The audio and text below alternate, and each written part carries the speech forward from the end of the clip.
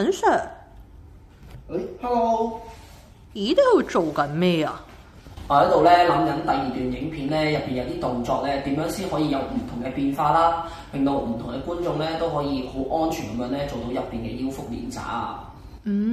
我咧都聽到啲朋友仔話咧，佢覺得做呢啲運動嘅時候咧條頸好攰啊。其實有冇啲咩解決方法㗎？嗱，咁解決方法咧，第一個就可以係揾翻一個適合自己頭部高度嘅枕頭啦，去墊翻個頭。咁啊，亦都可以好似我咧頭先雙手互扣瞓喺度嗰個方式，扶住個頭咁樣去做一啲咧捲腹嘅練習。咁總之咧過程裏面咧唔好錯個頭，咁就應該 OK 㗎啦。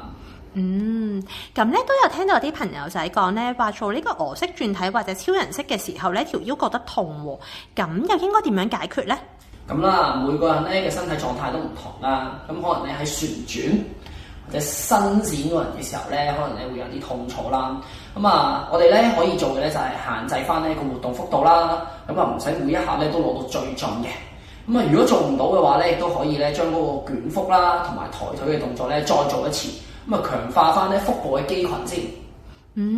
係喎，等 Sir 啊，聽講咧你教完大家做一啲下肢肌力嘅訓練啦，同埋腰腹運動之後咧，你仲會教大家做一啲心肺功能嘅訓練喎。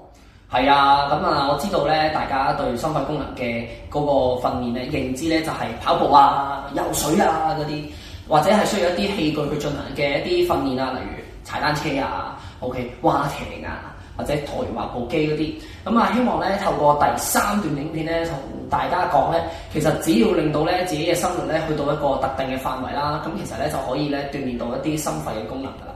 哦，原來係咁。咁咧，我哋就約定大家今個星期5喺 YouTube 見，同你哋一齊鍛鍊心肺功能啦。好，我哋 YouTube 見。